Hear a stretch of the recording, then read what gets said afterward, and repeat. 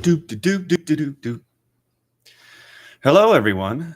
This is Travis Straw, and you're watching me get interrupted by sounds. Memory Meets podcast. If you are not a member of Memory Meet on our Facebook, please like it. And by member, I mean like. Just like it. Go ahead. Go right now. I'll wait.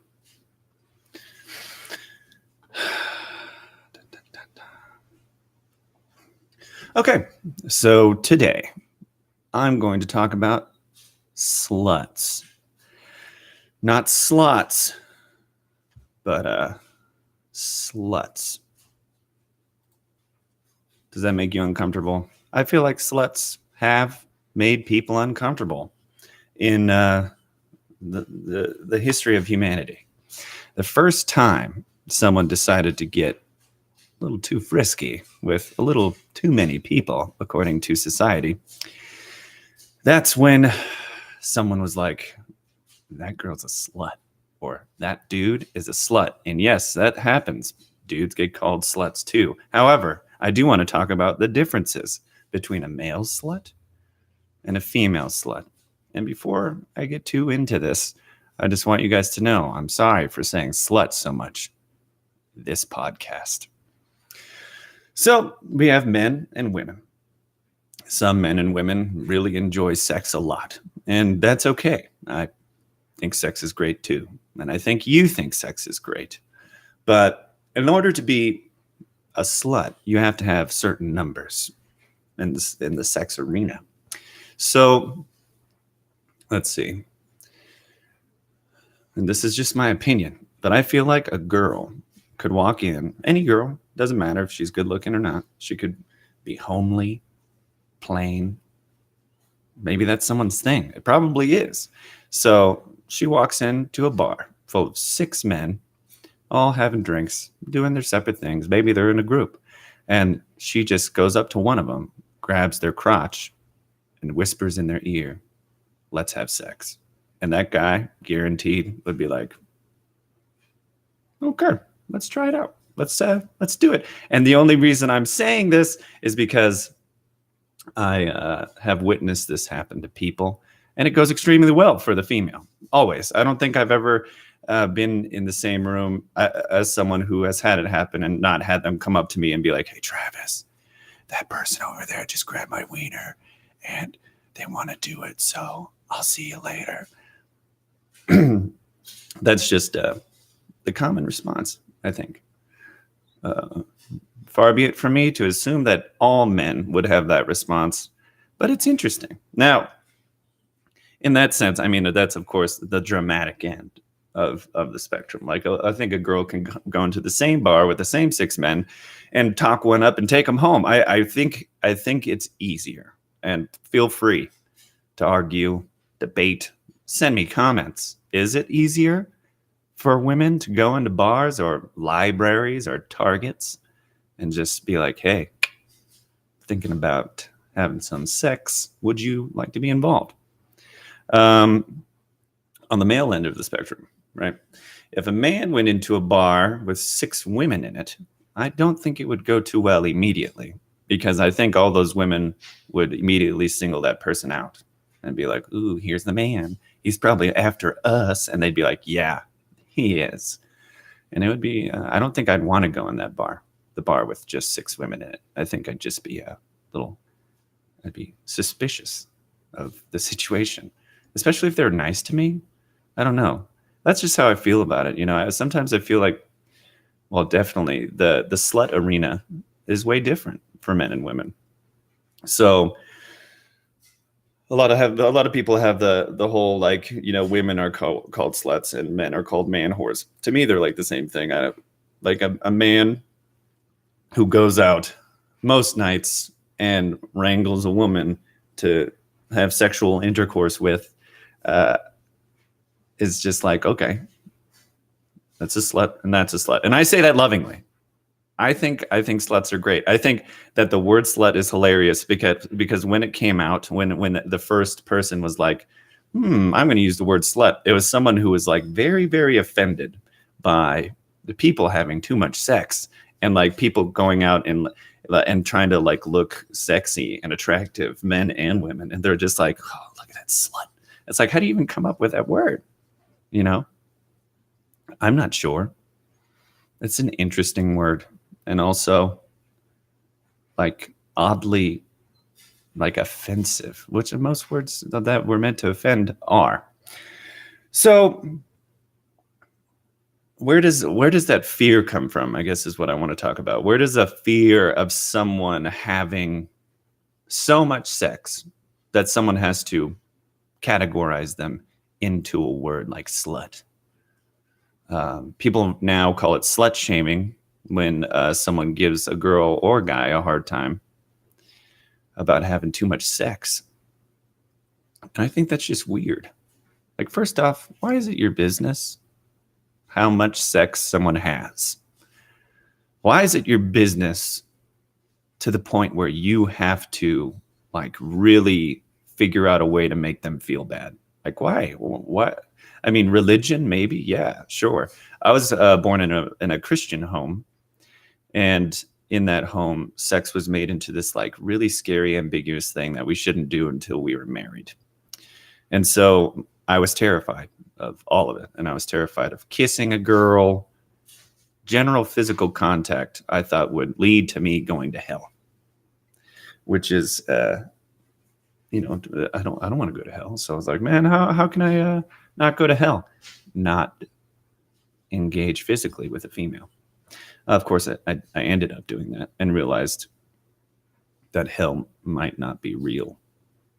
But sluts in general, it could be a good thing, it could be a bad thing. Honestly, when someone overuses any substance, and I think sex is one, you know, like when you have sex, it's like this glorious feeling parade where you just feel great. It's like you get out of your body, both of you, hopefully. Get out of your body, get out of your mind, and it becomes this visceral physical experience that's just beautiful and sexy and great. And in that, people can lose themselves in a good way or a bad way. It could be used to completely desensitize yourself.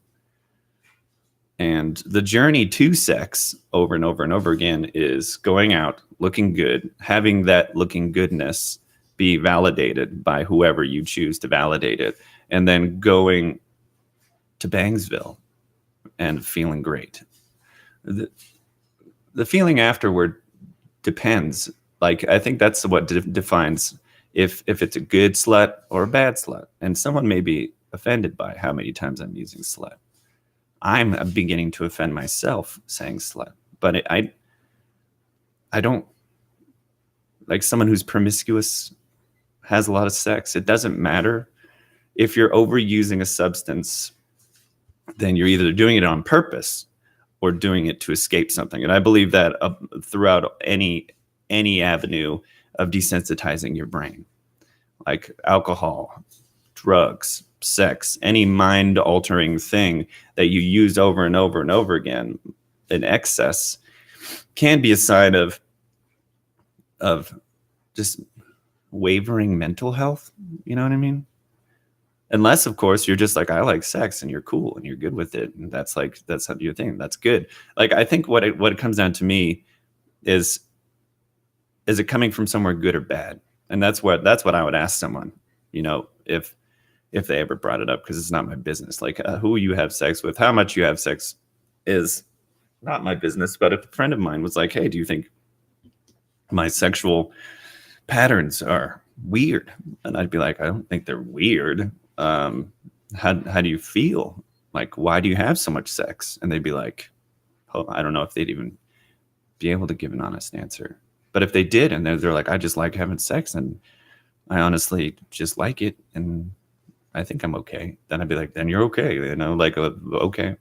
But a lot of times with people who have a lot of sex, it just ends up being something not that pure and happy. I've come to find it's almost just like anything else. It's just like, it sucks. It's someone going out and trying to just validate themselves through very, very simple means. Over drinking, too much sex.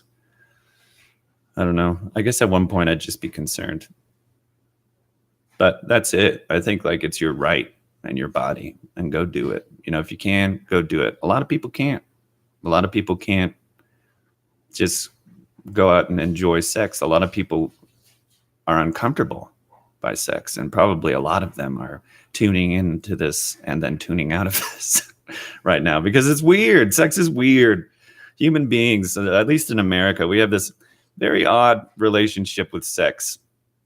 We want to talk about sex, but not in the act, but rather who we're having sex with and how that defines us. Like if you're a homosexual or like an omnisexual or a whatever sexual, there's so many now. We talk about it a lot, but we don't talk about like doing it. We're not out there being like, yeah, I had sex with this, blah, blah, blah, blah, blah, blah, blah, blah. We're just making sure that everyone knows our sexual nature, and that's it. Respect that. But even now, like talking about this, like in my head when I was working out, I'm like, I want to talk about sluts. And I love sluts, not in the sense that, like I'm like out there like trolling some sluts, but in the sense that they're usually really honest, including men and women. They're usually super honest people and have subscribed to this very outspoken way of living their lives. And I'm generalizing, of course. But it's just interesting. I remember when I was in Guam living there, me and my friend were talking about this and how sluts, how it should be like a somewhat badge of honor. And we were talking about throwing this festival called Slut Fest, which is absolutely insane. But Slut Fest would just be like a culmination of people that are open-minded and sexually just accepting, which is something you don't get living. We may really want people to know our sexual whatever, but I mean, being sexually accepting, like talking to people about whatever, like I honestly don't care enough to, but it's nice that if someone felt like it, they should feel like they could, I guess. Like, I don't think it's relevant to how I judge you, like who you bang doesn't matter. How much you bang doesn't matter. Like, are you a jerk or not? That's what I care about. But it's just funny, like the whole aspect of someone somewhere being intimidated so much by someone's sexuality that they just like lashed out and created a slur. That sucks. And that's kind of like the world we live in. If you do something enough that intimidates enough people, they'll come up with a name for you. That blows. I don't know. Anyways, I think that's all I have to say about that. I might do another one right after this, but so the Captain Marvel trailer. Did anyone watch it? Yes, a lot of people did. Did you guys feel the same way I did when I watched it? Probably.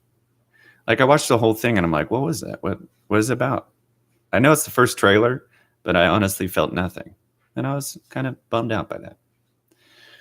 Okay, what's the next one I'm going to do?